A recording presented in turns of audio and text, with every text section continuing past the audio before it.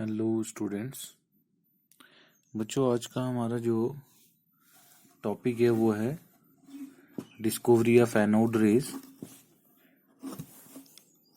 और हम उसको कह सकते हैं डिस्कवरी ऑफ प्रोटॉन।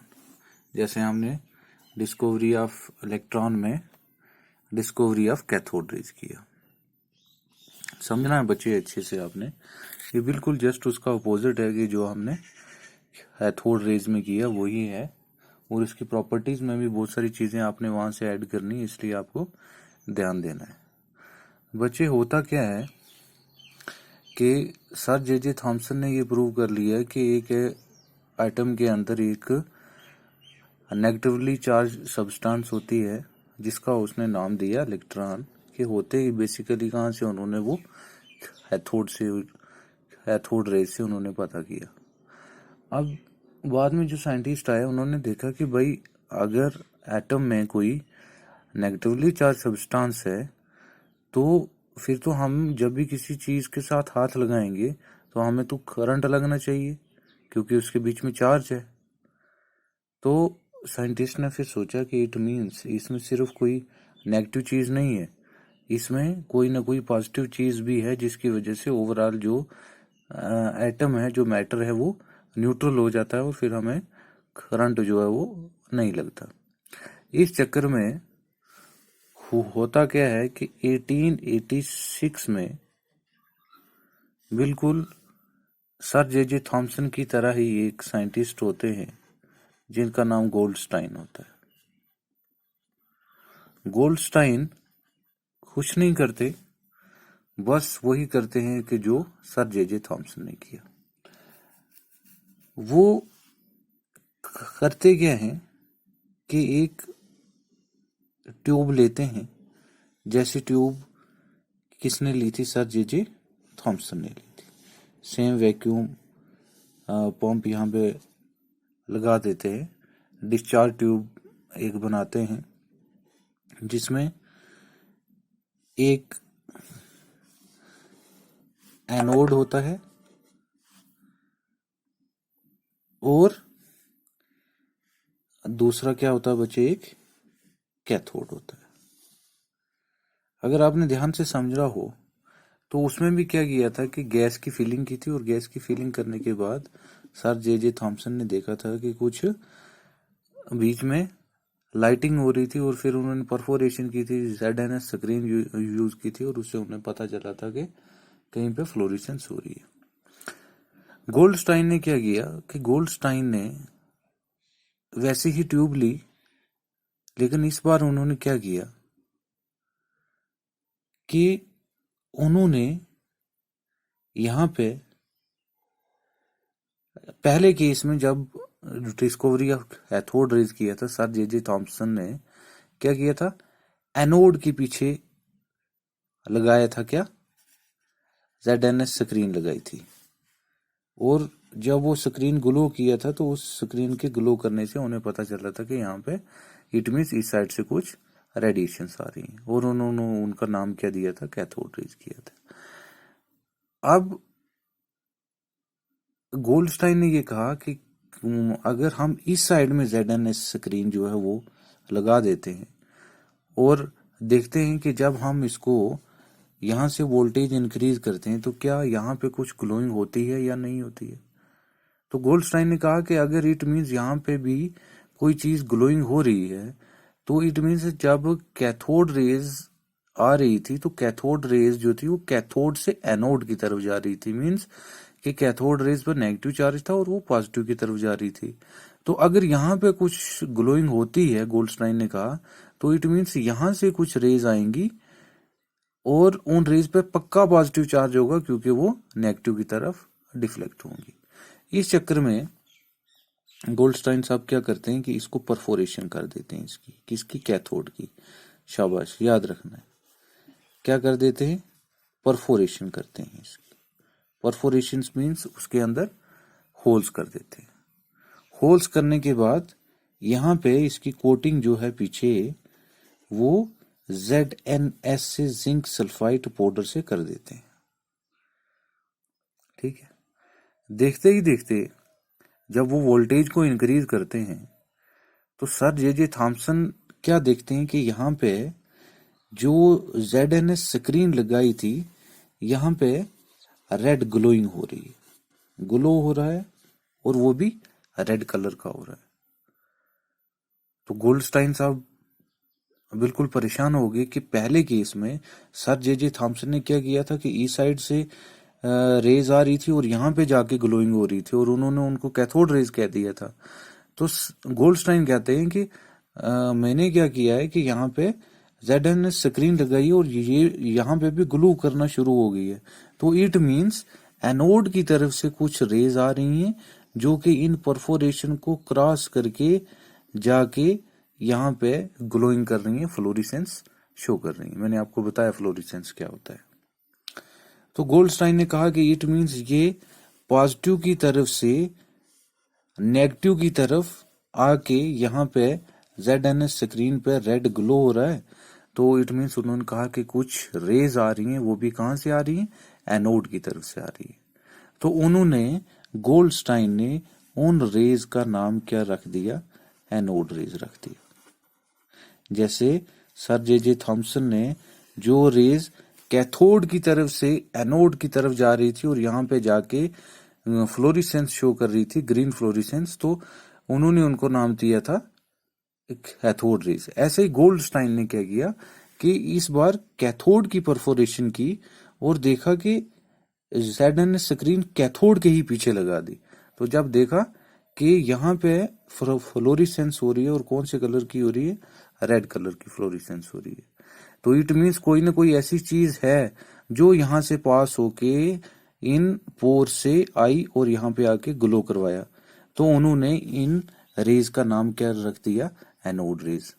तो ऑब्वियस सी बात है, उन्होंने कहा कि इन रेज पे चार्ज कौन सा होगा, पॉजिटिव चार्ज होगा। क्यों? क्योंकि ये रेज पॉजिटिव से नेगेटिव की तरफ आ रही है, पॉजिटिव से नेगेटिव की तरफ आ रही है। इट मीन्स नेगेटिव अगर उन्हें अट्रैक्ट कर रहा है अपनी तरफ तो इट मीन्स उन पे कौन सा चार्ज है, पॉजिटिव चार्ज। इस होल एक्सपेरिमेंट को उन्होंने क्या कहा, गोल्डस्टाइन ने एनोड डिस्चार्ज ट्यूब कहा।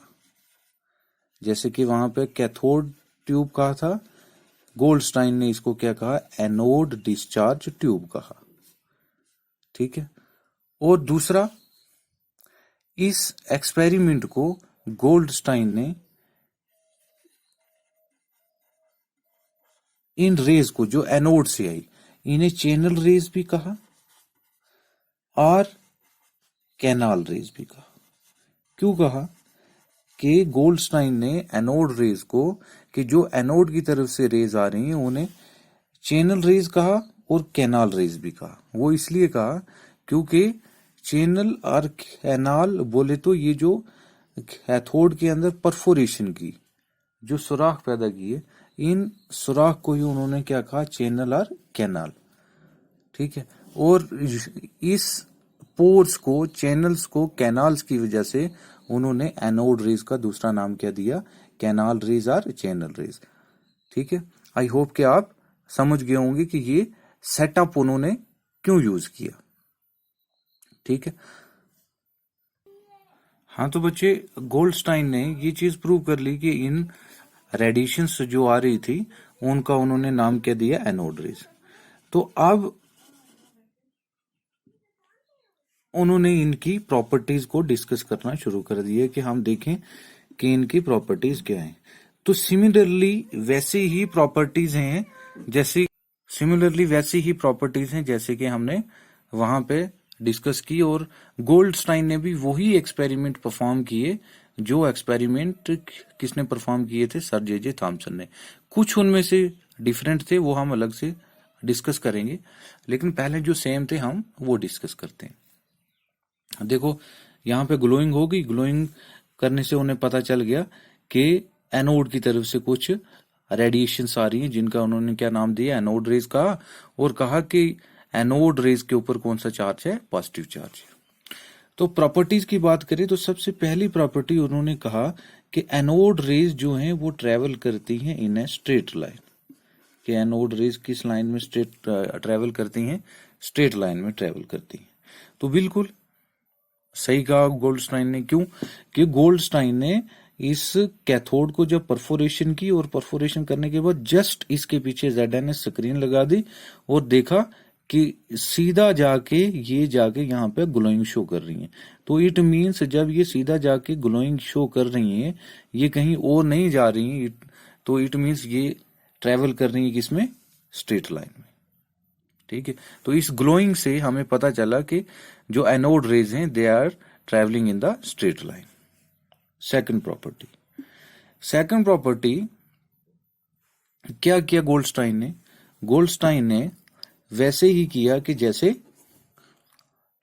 सर जे थॉमसन ने किया। ठीक है, रिटन मटेरियल में ये आगे वाली प्रॉपर्टीज की फिगर जो है वो नहीं दी हुई है, आपको यहां से बनानी है कि जैसे सर जे थॉमसन ने किया था वैसे ही गोल्डस्टाइन ने किया, लेकिन आपको बताना है कि ये इस टाइम में रेज जो है वो एनोड की तरफ से आ रही थी, ना कि कैथोड की तरफ से आ रही थी। जहां जहां पे एनोड है वहां वहां पे कैथोड लिखना है और जहां जहां पे कैथोड है वहां पे एनोड लिखना है। तो गोल्डस्टाइन ने क्या किया कि इन रेडिएशंस के पाथ में एक ऑब्जेक्ट रख दी, और इस उन्होंने देखा कि इस ऑब्जेक्ट का यहाँ पे आके क्या बन रहा है? शेडो बन रहा है। ये चीज आपको यहां से ड्रा करनी है आपने वहां पे कि इस चीज का शेडो बन रहा है। तो जैसे कैथोड रे से भी शेडो बन रहा था, तो एनोड रे से भी क्या बन रहा है? शेडो बन रहा है।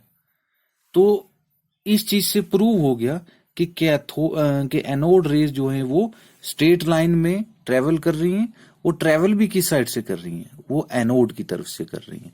क्यों? अगर इस ऑब्जेक्ट की जो है वो इस साइड में बनती तो इट मीन्स ये कैथोड की तरफ से आ रही थी, लेकिन इस टाइम में जो इमेज है वो इस साइड में बन रही है, तो उन्हें ये प्रूव हो गया कि एनोड रेज जो है वो एनोड की तरफ से आ रही है।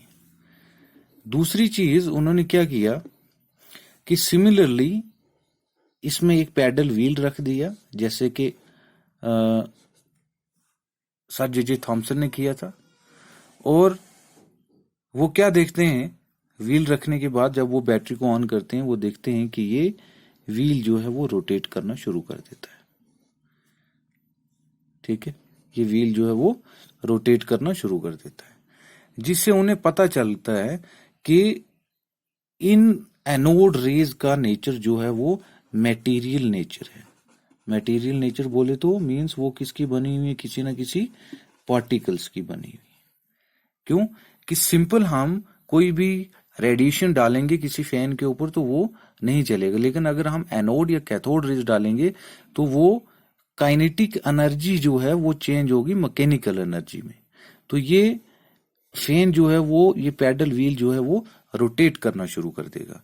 तो जब रोटेट करना शुरू कर देगा तो उन्हें पता चला कि एनोड रेज का जो नेचर है वो कौन सा नेचर है? मटेरियल नेचर है, मींस वो किसी ना किसी पार्टिकल्स की बनी हुई है। देखो, अगर ये व्हील ऐसे रोटेट करता है, अभी ये ऐसे रोटेट कर रहा है, कैसे?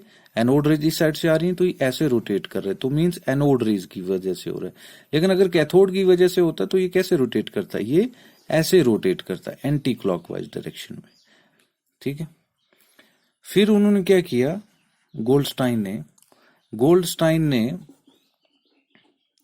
इस चीज का पता, ये तो उन्हें क्लियर हो गया कि इनके ऊपर पॉजिटिव चार्ज है, लेकिन फिर भी इस चीज का पता करने के लिए, जैसे कैथोड रेज में किया था, उन्होंने यहाँ पे एक एक्सटर्नल मैग्नेटिक फील्ड लगा दिया।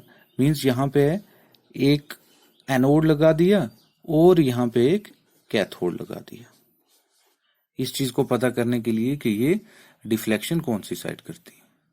तो गोल्डस्टाइन क्या देखते हैं कि, और यहाँ पे भी ZNS स्क्रीन लगा दी, वो पाउडर डाल दी, और यहाँ पे भी ZNS पाउडर लगा दिया, क्योंकि रेडिएशंस तो हमें जाती नहीं दिखेंगी, वो जहां पे जाके स्ट्राइक करेंगी, ग्लो करेंगी, स्ट्राइक करेंगी तो वहां पे ग्लोइंग होगी। तो ग्लोइंग से हमें पता चलेगा कि इट मींस रेडिएशन जो है वो इस साइड डिफ्लेक्ट हुई है।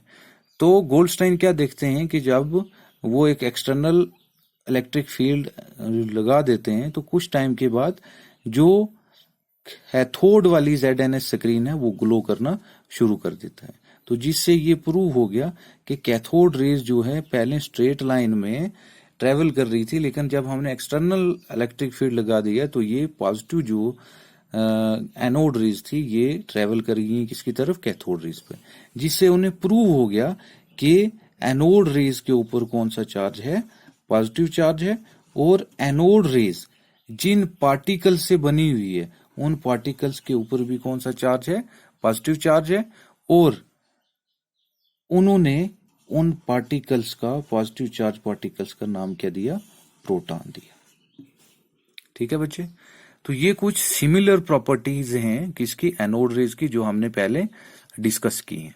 ठीक है, तो ये इन तीनों प्रॉपर्टीज के लिए आपको सेम वही फिगर बनानी है जैसे कि हमने वहां पे कैथोड रेज में किया, लेकिन ध्यान रखना है कैथोड की जगह एनोड और एनोड की जगह कैथोड लिखना है। बाकी जो इसके आगे डिफरेंट प्रॉपर्टीज हैं वो हम नेक्स्ट लेक्चर में डिस्कस करेंगे।